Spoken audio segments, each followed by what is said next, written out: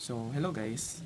Part 2 na ng limits. So, yung una kong video, kung hindi nyo pa napapanood, pwede nyo namang panoorin. So, medyo nakulangan ako ng konti dun sa mga diniscuss ko about limits. And medyo parang sobrang specific nung iba, tapos hindi ko na, parang meron ako mga nakaligtaan. So, dito mas i-explain ko pa kung ano yung mga dapat tandaan and yung mga yung mga dapat na methods na gagamitin nyo sa limits. So, isa sa mga nakalimutan kong i-discuss yung about sa left-sided or left-handed limit, so LHL, and then yung RHL, which is yung right-handed limit. So, what do we mean by that? So, yung left-handed limit is yung limit ng function pag ina-approach mo siya from the left. So, let's say, ipapakita ko siya through numerical muna kasi mahirap magpakita ng true graph kasi hindi ako magaling mag-drawing tsaka wala akong graphing paper ngayon.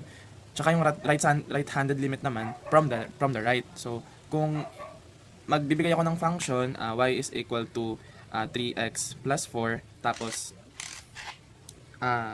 at x is equal to 2, you can substitute 2, di ba? So, sa function value nga, so 3 times 2 plus 4, so 3 times 2 is 6 plus 4 is 10. So, y is equal to 10, di ba? 10 is equal to 3 times 2 plus 4. So, yun yung ina-approach niyan. Kapag sa limit naman, sa limit, same naman siya na ina-approach yung 10. Pero ipapakita ko kung paano gumagana yung right and left-handed limit. So, if we, susulat natin yan sa limit of the function 3x plus 4 at x approaches 2, kapag left-handed limit, may minus na parang exponent sa 2. So, left-handed limit, ina-approach mo siya from the left. So, pwede kang mag-substitute ng mga values na mas maliit ng konti kay 2 para masabi mo yung left-handed limit. So, you can substitute 1.9 tapos 1.99, 1.999. So, dahil maraming numbers, we can use calculator. So, sa calculator, you can plug in 3 times 1.9 plus 4, 9.7. Tapos pwede mo pang dagdagan ng 9.97. So nagpalapit siya ng palapit sa 10. Yan, 9.9, 9.999 hanggang 9.997. So sa left-handed limit, ang ina-approach niya is si 10. Sa right-handed limit naman, pwede ka mag-substitute ng limit of 3x plus 4 as x approaches to 2 positive. Tapos, pwede kang mag-substitute ng 2.1. Palapit naman paliit. So, 2.1, 2.01, 2.001. Ayan. So, pwede kang mag-substitute yan dito. 2.01, 10.0t, tapos 0.1, we have 0.0t. So, palapit din siya ng palapit kay 10. Diba? So, ang ina-approach nga niya is 10, which is yun yung function value mo dito. Pero ba't ko pinakita yun? Ano bang significance nun? Bakit kailangan natin ng left-handed and right-handed limit? Kasi nga, minsan, nag-iiba yung value ng left-handed limit sa right-handed limit, lalo na kapag piecewise yung function. Diba? So, pero hindi ko na ipapakita yung piecewise function kasi medyo mahaba yung ano doon. Pero sa piecewise function kasi meron doon mga conditions. So, if x is greater than ganun, the x is equal to ganun. So, nag-iiba yung function based sa condition. Tapos, meron din tayong function like, dito ko na lang isulat ha. So, like y is equal to 1 over x. Paano kung gusto mo hanapin yung value ng y at x is equal to 0? Gusto nyo i-calculate natin. So, 1 divided by 0. Math error. So, hindi, undefined siya.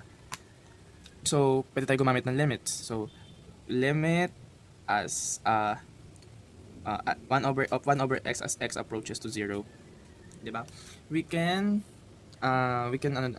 substitute 0. Ganun nga yung lalabas pag sinubstitute mo yung 0. Try naman natin maggamit tayo ng left-handed limit tsaka right-handed limit. So, unahin natin yung right-handed limit. So, maglagay tayo ng plus dito sa taas. So, yung value ni 0, pakanan.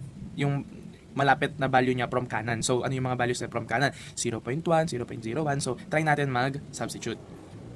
So, we have fraction 1 over, try muna natin 0.1, 10. So, at 0.1, ang value mo is 10. Try naman natin, lakihan natin. Gawin natin 0.000501. We have 1 million, right? At 0.12345 ang value natin is nakatulog. 1 million. 1, 2, 3, 4, 5, 6. Tama ba? Medyo malabo kasi mata ko eh. 1 million yun. Ayun. So, nakikita natin na palaki yung function. So, if magdagdag ka pa ng magdagdag ng 0, lalaki lang ng lalaki yan. Kung lumalaki siya, habang papalapit siya from right to 0, ang ina-approach niya is infinity. So, the limit of this function as x approaches to 0 from the right or right-handed limit is equal to 0, is equal to infinity. Positive infinity. Okay? So, try naman natin sa left-handed limit. The limit of 1 over x as x approaches to 0 from the left. From the left, right. Ganun. So, try natin. Ano ba yung mga values ni 0 from the left? Try natin negative, di ba? Mga negative numbers na yon. So, 1, fraction 1 divided by negative 0.1. Negative 10. So, lumiit naman yung value niya. So, at 0.1, magiging 10, negative 10. So, paliit. So, try naman natin, dagdagan pa natin, liitan pa natin. Gawin natin 0.00000. Gawin natin 5. Negative 1 million. So, the same. Negative 0.0000001 is equal to negative 1 million. Diba? So, paliit naman siya ng paliit. Therefore, katulad sinabi ko kanina, dahil habang dinadagdagan mo, nililiitan yung dinidivide mo, or nilalakihan mo pala kasi pa-kaliwa ka, pa-approach ka sa 1. Ang nagiging limit mo naman is papunta ka naman ng negative infinity. So, if we will graph that 1 over x, ganito yan. Yan. Prepare din. Pero kasi hindi ko ma-perfect yung drawing dahil hindi ako magaling mag-drawing eh. So, dito, kapag galing ka ng kanan, pataas yung graph mo. Pataas. Pero never niyang maaabot si etong y-axis, si 0. Kasi kapag naabot niya, sa x is equal to 0 o yung y-axis, siya doon, undefined siya doon. Kasi magiging 1 over 0. Pero kapag nag-right-handed limit ka, magiging ang ina-approach na infinity. Pero never niya maabot sa infinity, ina-approach niya lang sa infinity. Tapos sa left naman, ang ina-approach niya, 'di ba sabi dito, papunta siyang negative. So from 0.1 to 0.0001, pababa siya ng pababa. Paliit siya ng paliit hanggang negative infinity siya. So therefore, this limit dito na lang. Limit of 1 over x as x approaches 0 from the left is approaching negative infinity. Pero what if naman, huwag tayong mag-left and right-handed limit. So sabihin na lang natin na limit of 1 over x as x approaches to 0. So, ang sagot dyan does not exist. The limit does not exist. Kasi magkaibang value yung nilalabas ng left-handed and right-handed limit. So, take note of that. Kapag magkaibang value ang nilalabas ng left-handed and right-handed limit, therefore, the limit does not exist. So, ayun. Medyo, yun lang naman, yun lang ang ko ngayon. Itatopic ko dito. Kasi parang pasada lang naman to. Since na-topic naman na to sa basic calculus. And, pero kasi, kaya ko lang siya tinapik para sa mga, sabi nila yung student daw sila tapos nag-engineering sila. So, ayun. Concept lang naman yan. Hindi ko naman gusto magpakita ng solving dyan. So, let's have indeterminate form. Naturo ko na sa video ko last time yung indeterminate form. Wait lang, naghanap ako ng So, dito. The limit, indeterminate na to indeterminate form.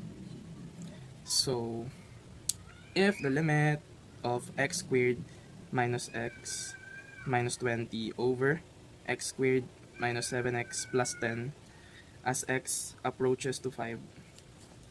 Kapag dinirect substitute mo si 5, magiging 0 over 0 yan, I think. Pero tayo muna natin. So, 5 squared is 25. Minus 5 is 20. 20 minus 20 is 0. So 5 squared uli is 25 minus 5 times 7 is 35. So negative 10 plus 10 is 0 uli. So this is 0 over 0 or indeterminate form. So pinakamahalaga sa lahat ng indeterminate form, lalo na dito sa differential calculus, is yung 0 over 0 na indeterminate form. Palagi yan lumalabas, and maraming techniques kung paano i-evaluate or like to find the limit. So nung nakaraang video ko, kung gusto nyo, panoorin nyo muna yon, tinuro ko kung paano yung factorization. Dito naman, siguro, papakita ko rin yung L'Hopital's rule. Ihahanapin ko yung derivative ng top and the bottom. So, L'Hopital's rule is f of x over g of x. So, function na nasa taas tapos function na nasa baba, i-derivative mo yung nasa taas tsaka nasa baba as a separate function. Sa derivative, kapag magde-derivative ka ng naka-fraction, gagamit ka ng quotient rule. Well, dito hindi. I-derivative mo sila ng magkahiwalay. Okay? So, baka naguguluhan kayo dito. Gagawin ko na lang siya. So, derivative ng top function is 2x minus 1, right? Kasi derivative ng x squared is, ito na nilagay, 2x, tapos derivative ng negative x is negative 1. Sa baba naman, derivative ng x squared uli is 2x. Derivative ng negative 7x is negative 7. Derivative ng constant is 0. Always remember that. Sa derivative ko ituturo yun. If makapagturo pa ako ng derivative. So, ayan. You can substitute 5 now. So, substitute mo si 5 dito. So, bali magiging 2 times 5 minus 1 sa baba. 2 times 5 minus 7. Okay? So, 2 times 5 is 10. Minus 1 is 9. Right? Di ako nagkakamali sa ano na. So, 9 sa baba. 2 times 5 is 10 minus 7 is 3. So, 9 divided by 3 is 3. So, the limit approaches 3. Limit yun ha. Pero pag function value, ano siya? Ano ulit tawag doon? Undefined. Undefined siya sa x is equal to 5. Kaso limit kasi ito. So, ina-approach lang natin siya. Hindi natin siya sinasubstitute. Kasi nga pag sinubstitute mo siya agad dito, magiging 0 yung denominator. So, na-violate mo yung laws of math. So, pinakita ko yung L'Hopital's rule, like derivative, then substitute. Try natin yung factoring. Okay, so medyo unprepared ako dito. Try natin. Ano yung factors ni negative 20 na pag pinag-add mo is magiging negative 1 yung coefficient ng x. So, I think is negative 5 and positive 4. Right? Kasi mas malaki si negative kasi naging negative siya. Bali magiging x minus 5 times x plus 4, right? And then sa baba, dapat may magiging magkapareho kasi nga parang walang sense 'di ba kung hindi magkapareho. Dito naman, positive si 10, so ang factors niya is both negative or both positive. Since negative yung coefficient, yung sign ni 7, negative both 'yon. So let's say ano yung factors ni 10 na pag pinag-add mo is 7, 5 and 2 pero both negative, so bali magiging x minus 5 tsaka x minus 2, right? Hindi naman siguro mali, no? So, since may x minus 5, cancel yung x minus 5 na yan. Bali, we're left with x plus 4 over x minus 2. Now, substitute 5. So, 5 minus 4. Lagay ko na 5 minus 4 over 5 minus 2.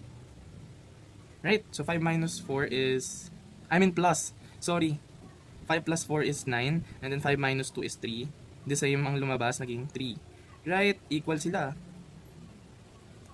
So, yun yung sa factoring. Tapos, nagturo rin ako dun sa last video ko about sa naka-radical sign. So, you need to rationalize ba tawag dun? Basta tatanggalin mo siya sa anong tawag dun? Radical sign by conjugate method. So, gamit tayo ng example. Ito, medyo madali-dali lang naman siguro yan. So, limit square root of x plus 1 minus 2 over x minus 3.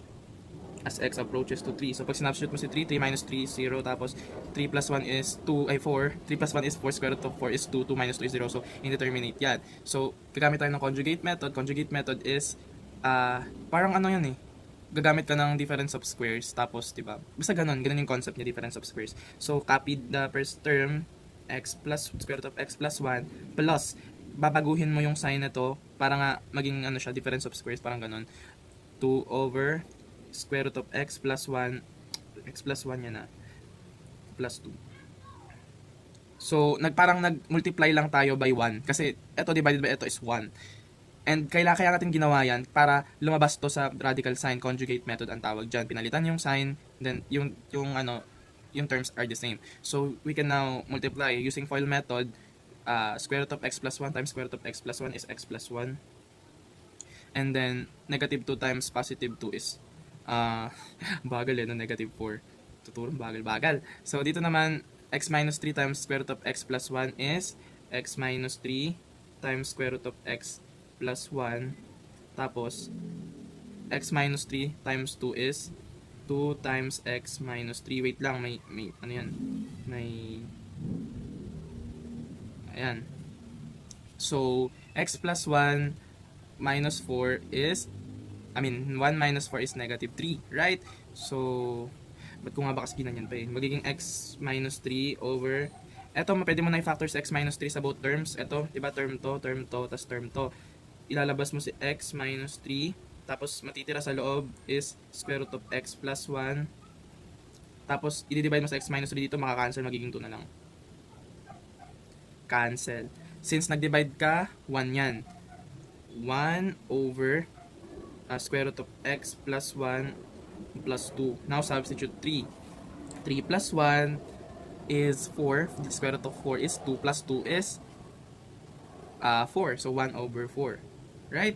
So the limit of this function approaches to 1 over 4. Etong function na to, ha? So, ano pa ba? Ano pa ba ituturo ko?